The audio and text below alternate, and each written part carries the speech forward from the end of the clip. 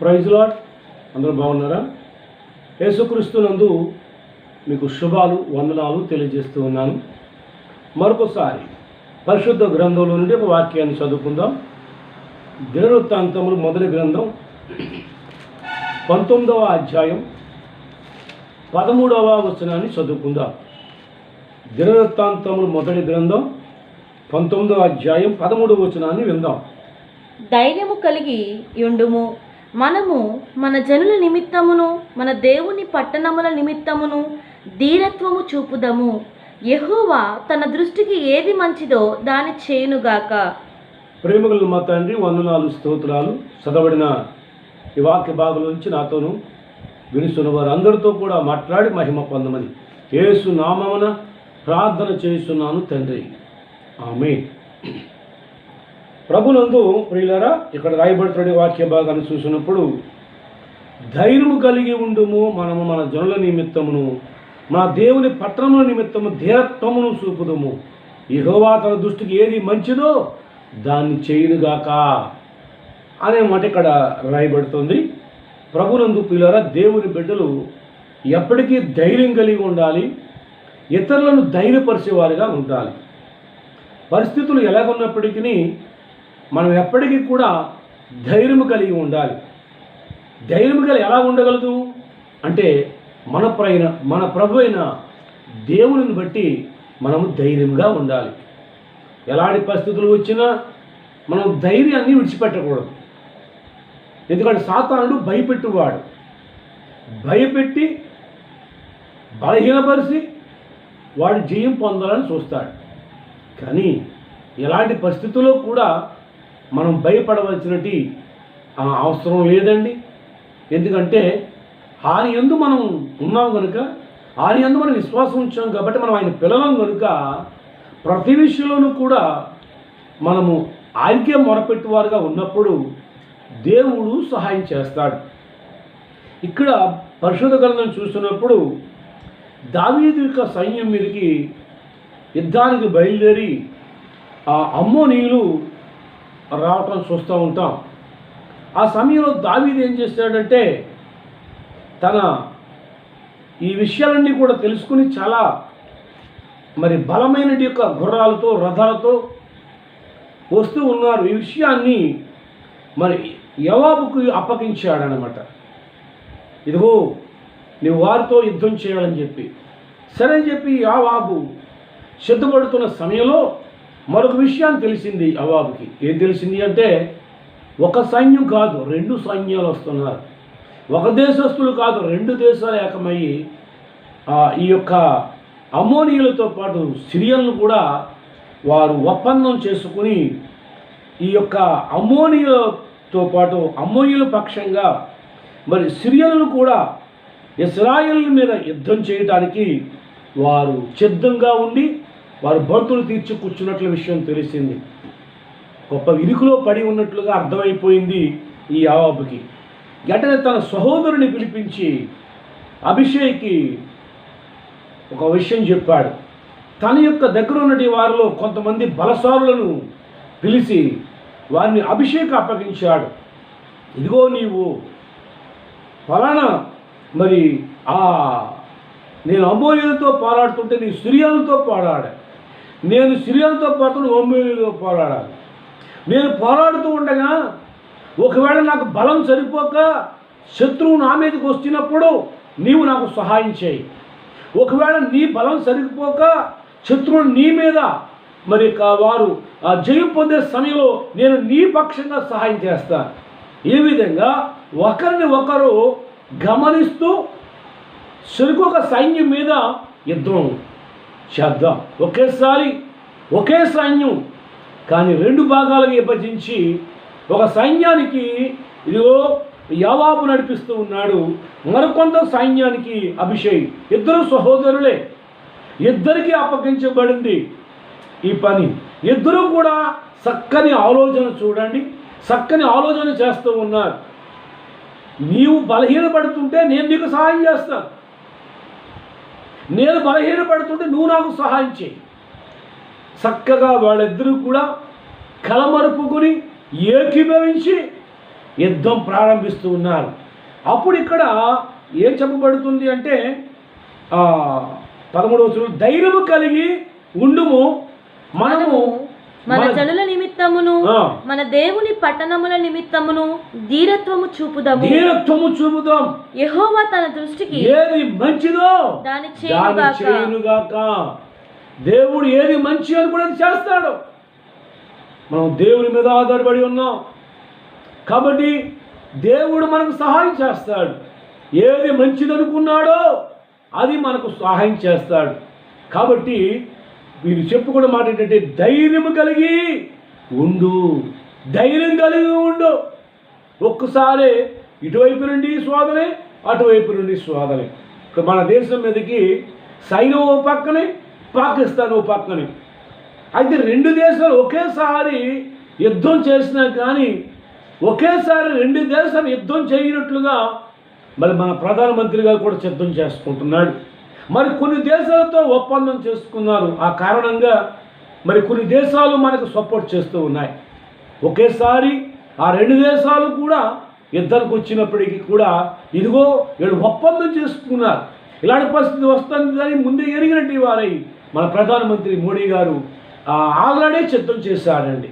అలాగే మోడీ గారు అడక్కముందే మరి అమెరికా నుండి కానీ లేక ఇజ్రాయెల్ దేశం నుండి కానీ రష్యా నుండి కానీ ఇలాగా బ్రిటన్ నుండి కానీ మనకు హెల్ప్ చేయడానికి వారు రెడీ అయిపోతున్నారు. మన వాళ్ళు అడగలేదు, ఇక యుద్ధమే ప్రారంభం లేదు కదా. వారందరినీ పక్కన పెట్టిన వీరే రెడీ అయిపోతారు రెండు దేశాలకి ఒకేసారి అటాక్ చేయడానికి, యుద్ధం చేయడానికి, ఎదుర్కోవడానికి. అదే సమయంలో వారితో ఒప్పందం చేస్తున్నారు కనుక ఏమాత్రము ఇండియా మీదకి వస్తే మనం హెల్ప్ చేద్దాం, మనం సహాయం చేద్దాం అన్నట్టుగా ఎందుకంటే ముందుగానే మరి అలాగా ఊహపరుచుకున్నారు, అలా ఏర్పాటు చేసుకున్నారు. అయితే ఈ చదివిన వాక్య భాగం చూస్తే క్రీస్తు పూర్వం ఆ విధంగా ఒకేసారి రెండు సైన్యాలు దండెత్తి వచ్చాయి. వాళ్ళిద్దరూ మాట్లాడుకుంటూ దేవుడు ఏది మంచిదో ఆయన దృష్టికి అది చేస్తాడు, అదే చెయ్యాలి, చేయుగాక. కానీ మనము ధైర్యము కలిగి ఉందాం. సైన్యాలు చూసి, వాళ్ళ గుర్రాలు చూసి, వాళ్ళ రథాలు చూసి, వాళ్ళ బలం చూసి ఏం భయపడవద్దు. దేవుడు ఏది దృష్టికి మంచిదో అది జరిగిస్తాడు. మనం మాత్రం ధైర్యం కలిగి దేవుని కొరకు ఇదిగో మన దేవుని పట్టణం నిమిత్తం ధీరత్వం చూపుదాం, మనకున్న బలమంతా ఒడ్డుదాం. ప్రభువు మనకి ఏది సాయం చేస్తాడు, ఏది చేయగలని చేస్తాడు. ప్రభు మీద మనం అనుకున్నాం కనుక, ప్రభు మీద మనం ఆధారపడ్డాం కదా అని వారు ఒకరిని ఒకరు పురుగొల్పుకున్నట్లుగా పరిశుద్ధ గ్రంథం రాయబడుతుందండి. అవునండి, ప్రభునందు ప్రియమైన దేని బిడ్డారా, మనం ఎప్పుడైతే దేవుని వేళలో మనము విధేయులమై ఉన్నామో, దేవుడు ప్రార్థించేవారుగా ఉన్నామో ప్రభు సహాయం చేస్తాడండి. చూడండి, సామెతల గ్రంథంలో ఒక మాట రాయబడింది. 28వ అధ్యాయం 1వ వచనాన్ని చదువుకుందాం.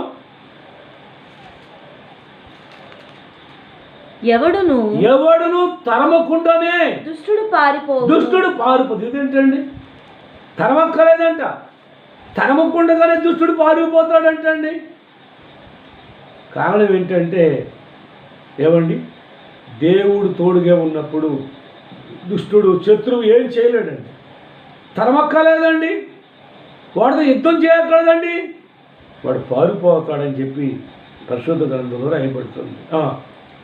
నీతిమంతులు సింహము వలె ధైర్యముగా నుందురు. అదండి, నీతిమంతులు సింహము వలె ధైర్యముగా ఉంటారట.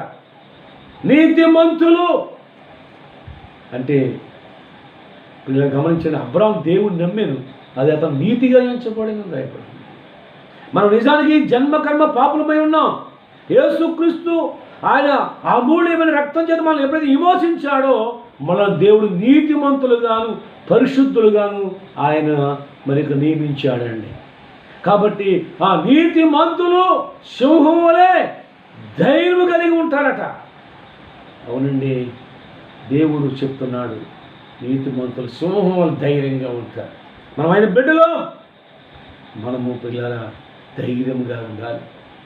అవునండి, సింహం ధైర్యంగా ఉంటుంది. సింహం అనగా పిల్లరా గమనించండి, యోధా గోత్రపు సింహం అని యేసు ప్రభుకి మరొక మాట రాయబడింది. యోధా గోత్రము సింహం అంటే యేసు ప్రభు గురించి రాయబడింది అన్నమాట. అవునండి, అలాగని బిడ్డలు అండి మనము కూడా ధైర్యముగా ఉండాలి. తెలుసా, యేసు క్రీస్తునందు మనం ధైర్యం కలిగి ఉండాలి. పిరికి వారు కూడా క్రీస్తుని కలిగి ఉంటే వాళ్ళకి తెలియని యొక్క ధైర్యం వచ్చేద్దండి. యేసు ప్రభు శిష్యులు అందరూ కూడా పామరులు, ఎక్కువ శాతం మంది విద్యలేని వారు, పామరులు, చాలా ప్రతి విషయాన్ని భయపడుతూ ఉండేవారు. కానీ వారు యేసు క్రీస్తునందు అభిషిక్తులై, అభిషేకం పొందిన వారై సువార్త ప్రకటిస్తూ ధైర్యంగా బోధిస్తూ వారు సాగుతూ ఉన్నప్పుడు చాలామంది వారు చూసినప్పుడు వారు చెప్పిన సాక్ష్యం ఏంటో తెలుసా? అపోస్తలుల కార్యం 4వ అధ్యాయం 13వ వచనాన్ని చదువుదాం. అపోస్తలుల కార్యములు 4వ అధ్యాయం 13వ వచనాన్ని చదువుదాం.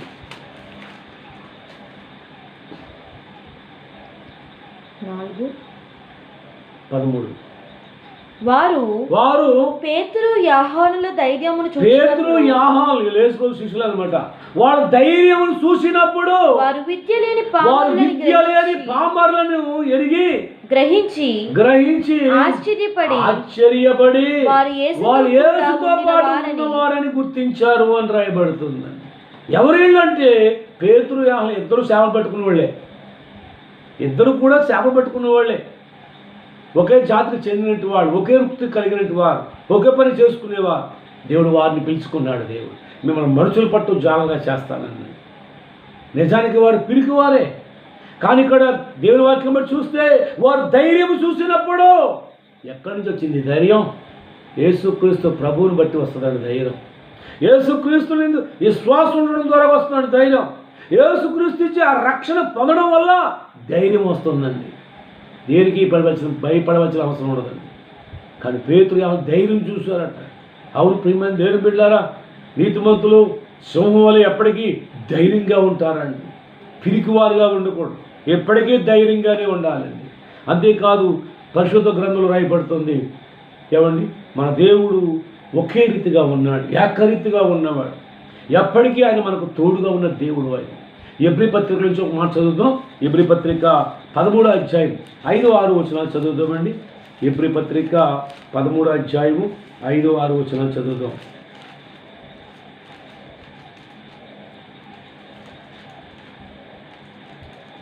ధనాపేక్ష లేని వారై మీకు కలిగిన వాటితో తృప్తి పొంది ఉండుడి, నిన్ను ఏమాత్రమును విడువను. దేవుడు చెప్తున్నాడు, నిన్ను ఏమాత్రం విడువను. ఒక్కసారి యేసు ప్రభునందు విశ్వాసం ఉంచితే, ఆయన నీ హృదయంలో చేర్చుకున్నట్లయితే, ఆ రక్షణలో నువ్వు వచ్చినట్లయితే ప్రభు అంటున్నాడు, నిన్ను ఏ మాత్రం విడిచిపెట్టను. ఎలాంటి పరిస్థితులు నీకు సంభవించినా, ఎలాంటి కష్టాలు నీకు వచ్చినా, ఎలాంటి ఇబ్బందులు నీకు కలిగినా, అన్ని పరిస్థితుల్లో కూడా నిన్ను ఇడువను, నిన్ను ఎన్నడూ ఎడబాయను, ఎన్నడికి కూడా ఎడబాయను, నిన్ను దూరం చేయను అని ఆయనే చెప్పాను కదా. దేవుడే చెప్తున్నాడు.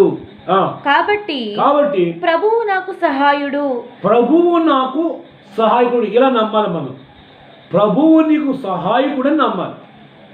ఎవరు సహాయకుడు? మనకి ఎవరు సహాయం చేయగలరు అంటే ప్రభువు నీకు సహాయకుడు, ప్రభువు నీకు సహాయం చేయువాడు, ప్రభువు నాకు సహాయకుడు అని మనం నమ్మాలి. నేను భయపడను. ప్రభువు సహాయకుడుగా ఉంటే భయపడవలసిన అవసరం ఏంటి? ప్రభువు నీకు తోడుగా ఉంటే భయపడవలసిన అవసరం ఏంటి? ఇక్కడ కనుక బైబిల్ చెప్తుంది కదా. ఎందుకు అంటే ప్రభు అన్నాడు, నిన్ను విడిచిపెట్టను, నిన్ను ఎడబాయను, ఎప్పటికీ కూడా నిన్ను విడిచిపెట్టను. నీవు నా సొత్తు, నేను నిన్ను అమూల్యమైన రక్తం చేత విమోచించాను, నిన్ను కొనుక్కున్నాను, నిన్ను ఇడువను, ఎడబాయను. నరమాత్రుడు నాకేమి చేయగలడు? నరమాత్రుడు నాకు ఏమి చేయగలడు? నరమాత్రుడు ఏం చేయలేడండి అని మంచి ధైర్యముతో చెప్పగలవారమై ఉన్నాము. అదండి ఎబ్రికర్త అంటున్నాడు, అలాగా మంచి ధైర్యంతో చెప్పగలిగిన వారుగా ఉండాలండి. యేసు క్రీస్తునందు ప్రియమైన దేవుని బిడ్డలారా, పిరికివారుగా మనం ఉండకూడదు, అధైర్యంగా మనం ఉండకూడదు, కలవరతో మనం ఉండకూడదు, చింతలతో మనం ఉండకూడదండి. అవునండి, అవును, నరమాత్రుడు నాకు ఏం చేయగలడు అని మంచి ధైర్యంతో చెప్పగలవారమై ఉండాలి. ఎందుకంటే మన దేవుడు నిన్ను విడువని దేవుడు, ఎడబాయని దేవుడు, సహాయం చేసే దేవుడు, కనుక భయపడకూడని చెప్పే దేవుడు. అటువంటి ప్రభువుని బట్టి మరింతగా మనం ధైర్యం కలిగి వారుగా ఉండాలి. అటువంటి ధైర్యం కలిగి ఉండాలంటే ఏమండి, అలాంటి ధైర్యం కలిగి ఉండాలంటే ప్రభువు నీకు సహాయకుడని నువ్వు నమ్మాలి. నువ్వు ప్రభువునందు ఉన్నట్లయితే ప్రభువు నీకు సహాయం చేస్తాడు. అవునండి, కానీ సాతానుడు భయపెడతాడు. కానీ సాతాను సైతము కూడా ఎదిరించువారుగా మనం ఉండాలని బైబిల్ చెప్తుంది. సాతాను జయించువారుగా, ఎదిరించువారుగా మనం ఉండాలి. చూడండి, యాకోబు పత్రిక కూడా మాట చెప్తాడు. 4వ అధ్యాయం 7వ వచనంలో, యాకోబు పత్రిక 4వ అధ్యాయం 7వ వచనంలో ఒక మాట చెప్పబడుతుంది. కాబట్టి దేవునికి లోబడి ఉండుడి, దేవునికి లోబడి ఉండండి, అపవాదిని ఎదిరించుడి, అపవాదిని ఎదిరించండి, అప్పుడు వాడు మీ యొద్ద నుండి పారిపోవును. అదండి, అపవాదిని ఎదిరించమంటున్నాడు. దానికి ముందు చెప్పే మాట అంటాడు, దేవుడికి లోబడి అంటున్నాడు. దేవుడికి లోబడితే అపవాదిని ఏం చేయలేడు, అపవాది మీద నీకు జయం కలుగుతుంది. దేవుడికి అవిధేయుడిగా ఉంటే అపవాది చేతిలో ఓడిపోతావు, అపవాది చేతిలో చిగ్గుపడిపోతావు, అపవాది చేతిలో అపజయం పాలైపోతావు. అయితే దేవుడికి నువ్వు లోబడి ఉంటే, దేవుడికి నువ్వు లోబడినంత కాలము కూడా అపవాదిని మీద జయం పొందుకుంటావు. అపవాదిని ఎదిరించండి, దేవుడికి లోబడితే వాడిని ఎదిరించినడు పారిపోతాడండి. కొన్నిసార్లు పుస్తకాల సాతాను ఎదిరింపు పుస్తకాలను ఒకసారి నేను విన్నాను. ఏమండి, చదువుతా సాతానా పో అని చదువుతూ ఉంటారు. అలాగే పోదండి. నీ జీవితంలో, నీ జీవిత విధానంలో, నీ ప్రవర్తనలో దేవునికి నువ్వు లోబడి ఉండాలి. అంచేత ఎప్పుడైతే దేవుడు లోబడి ఉంటావో సాతానుడు పొమ్మనగానే పోతాడండి. అంతేగాని సాతాను ఎదిరింపుల పుస్తకాలు కొనుక్కుని ఆ పుస్తకాలను చదువుకుంటా సాతాను ఇంకా నీకు సెలవు లేదు, నీకు చోట్లేదు పాడాడు. నువ్వు దేవుడికి లోబడకుండా ఎన్ని పుస్తకాలు చదివితే నీకు ఏం ప్రయోజనం? నువ్వు దేవుడికి లోబడి ఉండు, సాతాను ఎదిరించి పుస్తకాలు చదవవలసిన లేదు, నీ నోటు మాట సాగిపోతాడండి. అర్థమైందా? కాబట్టి ప్రియమైన దేవుని బిడ్డలారా, దేవుని వాక్యం బట్టి చూస్తే అపవాదుని ఎదిరించండి, అప్పుడు వాడు మీ యొద్ద నుండి పారిపోతాడు అని చెప్పి రాయబడుతుంది. అవునండి, అపవాది మీద మనకు చేయం. చూడండి, రోమపత్రిక 16:20లో ఒక మాట రాయబడుతుంది. రోమపత్రిక 16వ అధ్యాయం 20వ వచనం చదువుదాం.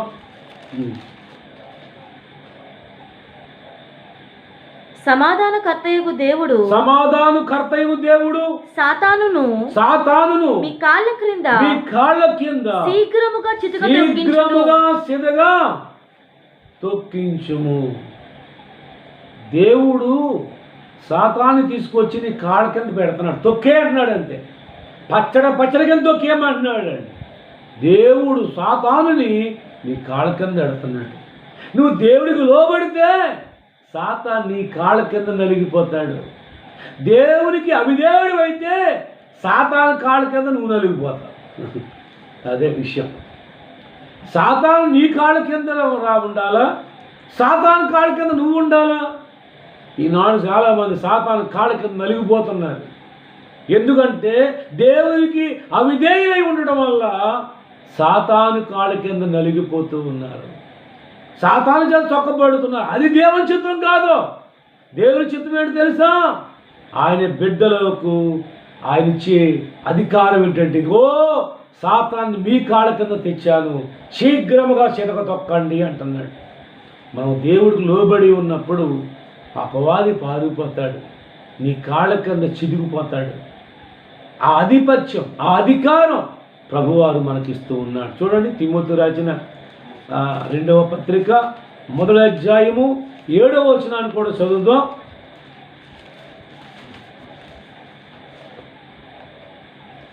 తిమోతి రాసిన 2వ పత్రిక 1వ అధ్యాయం 7వ వచనం, దేవుడు మనకు శక్తియు ప్రేమయు ఇంద్రియ నిగ్రహము గల ఆత్మనే ఇచ్చెను గాని పిరికితనము గల ఆత్మనీయలేదు. మనం ఎందుకు ధైర్యంగా ఉండాలో తెలుసా? దేవుడు పిరికి గల ఆత్మ ఇవ్వలేదు. ఏమండి, దేవుడు మనకు ఏమండి ఏమండి శక్తియు ప్రేమయు ఇంద్రియ నిగ్రహము గల ఆత్మనే ఇచ్చాడు, కానీ పిరికి గల ఆత్మ ఇవ్వలేదు అంటున్నాడండి. మరి ఎందుకు పిరికి వారిగా మనం ఉండాలి? ఎందుకు భయపడాలి? ప్రతిదానికి ఎందుకు ఆందోళన చెందాలి? ఎందుకు బాధపడాలి? అవునండి, దత్తపుత్ర ఆత్మను దేవుడు మనకి ఇచ్చాడు. శక్తి కలిగిన ఆత్మను మనకి ఇచ్చాడు. ప్రేమ కలిగిన ఆత్మను మనకి ఇచ్చాడు. ఇంద్రియ నిగ్రహ శక్తిని కలిగిన ఆత్మను మనకి ఇచ్చాడు. కనుక పిరికి గల ఆత్మ మనకి ఇవ్వలేదు. నువ్వు పిరికి వారిగా ఉన్నావంటే నువ్వు మాత్రం దేవుడికి ఎక్కడో అవిధేయత కలిగి ఉన్నావేమో. ఇది ఎందుకు నీలో పిరికితనం ఉంది? నీలో ఎందుకు పిరికితనం వస్తుంది? ఆలోచన చేసుకొని మొదటగా మనలో ప్రతి అవిధేయతను తొలగించి ప్రతి అవిధేయతను ఒప్పుకొని దేవునికి లోబడదామండి.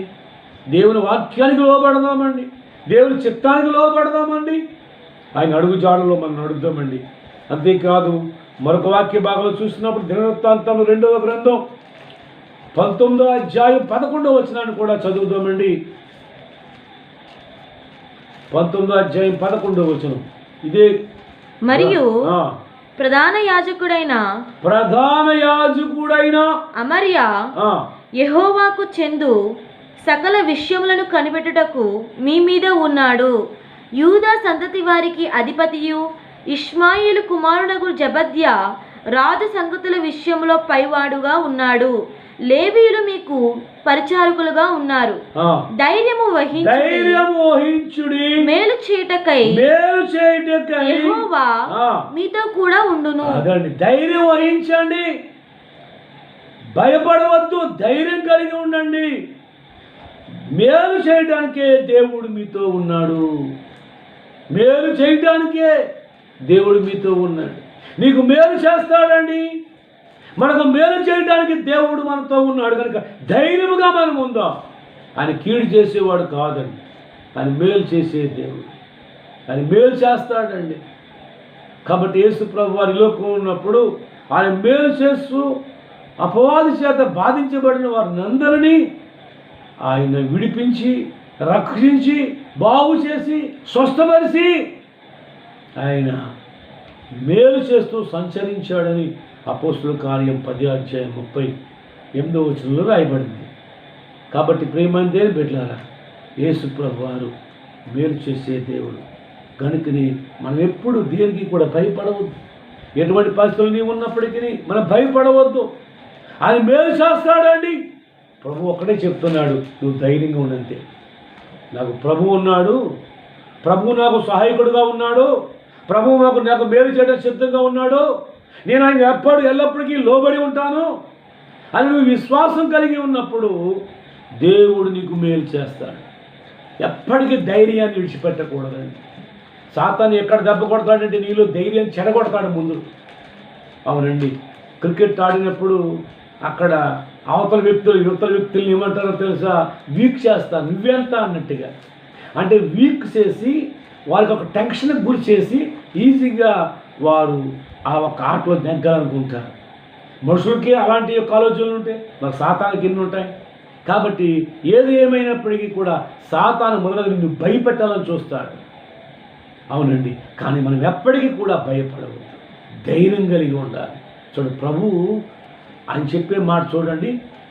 మత్తయి సువార్త 9వ అధ్యాయం 2వ వచనంలో చూస్తే అక్కడ ఒక మాట రాయబడింది. పక్షవాతం పట్టినట్టు వాడు ఒక వ్యక్తి ఉంటాడు. 4 మనుషులు మోసుకుని యేసు ప్రభు దగ్గర తీసుకెళ్తే వాడు బాగుపడతాడని అనుకుని వారు ఆ పక్షవాతంతో ఉన్నట్టు వాడిని మోసుకుని యేసు ప్రభు దగ్గర తీసుకొచ్చారు. యేసు ప్రభు దగ్గర తీసుకురాగానే యేసు ప్రభు ఏమన్నాడో చూద్దాం. 9:2 ఇదిగో జనులు పక్షవాయువుతో మంచము పట్టి ఉన్న ఒకని ఆయన యొద్దకు తీసుకుని వచ్చిరి.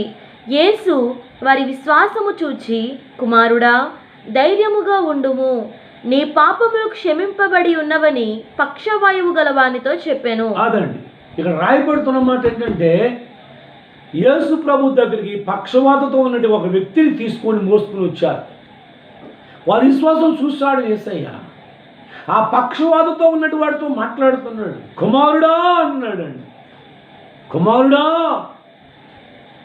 ధైర్యముగా ఉండవు, నీ పాపములు క్షమించబడ్డావే అని చెప్పాడండి. అతడు కింద భాగంలో చూసినప్పుడు లేచినాడు అన్నాడండి. లేచి నడుస్తూ వెళ్ళిపోయాడు. ప్రభునందు ప్రియమైన దేవుని బిడ్డలారా, యేసు ప్రభు ఏం చెప్తున్నాడు మొట్టమొదటిగా అంటే, కుమారుడా నువ్వు నా బిడ్డవు అని చెప్తున్నాడు. ఆయన ఎద్దుకు రాగానే యేసు ప్రభు అంటున్నాడు, నువ్వు నా బిడ్డవు, నువ్వు నా కుమారుడవు, నువ్వు నా కుమార్తెవు అంటున్నాడు అండి. అంతేకాదు, ఆయన ధైర్యముగా ఉండు. ఇంతవరకు ధైర్యం చెడిపోయి ఉంది నీకు, ఇంతవరకు ధైర్యం లేకుండా నీవు ఉండొచ్చు. కానీ యేసు ప్రభు దగ్గరికి వచ్చావు కాబట్టి, యేసు ప్రభు మీద ఆనుకున్నావు కాబట్టి, యేసు ప్రభు నమ్మావు కాబట్టి ఇక నిశ్చింతంగా ఉండొచ్చు. ఎందుకంటే ప్రభువు నీకు సహాయకుడుగా ఉన్నాడు. అంతని ప్రభు అంటాడు, ధైర్యంగా ఉండవు. ఎంతోమంది ఈ మాట చెప్పొచ్చు, ధైర్యం ఉండి మేము ఉన్నాం కదా అని వచ్చాడు. కానీ మాటల వల్ల ధైర్యం రాదు. ధైర్యంగా ఉండని చెప్పిన దేవుడే నీ పర్ఫెక్ట్ని వెళ్ళిపో నడుచుకుంటా అన్నాడండి. అందులో పక్షవాతంతో ఎన్నో సంవత్సరాలు బాధపడుతూ వచ్చాడు.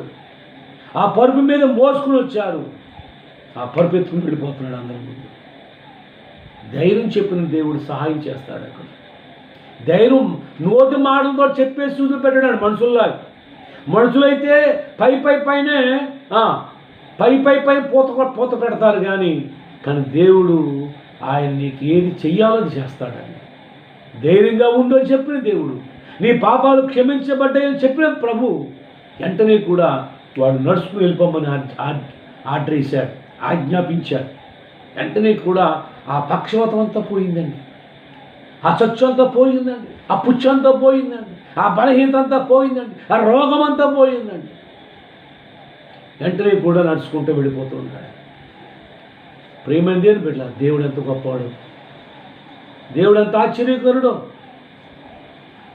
దేవుడు చెప్తున్నమాట, ధైర్యంగా ఉండంతే. నువ్వు ప్రభు దగ్గరకు వచ్చావు కనుక ధైర్యంగా ఉండు. మనుషులకు అసాధ్యమే, దేవుడికి సమస్తం సాధ్యమైన బైబిల్ చెప్తుంది. యెహోషువ గ్రంథం 1వ అధ్యాయం 6వ వచనము 7వ వచనము 9వ వచనం చదువుదాం. యెహోషువ గ్రంథం 1వ అధ్యాయము. నిన్ను విడువను, నిన్ను ఎడబాయను, నిబ్బరము కలిగి ధైర్యముగా నుండుము. నిబ్బరము కలిగి దేవుడు యెహోషువతో చెప్తున్నాడు, నిబ్బరముగా ఉండి ధైర్యముగా ఉండము అని చెప్తున్నాడు అండి.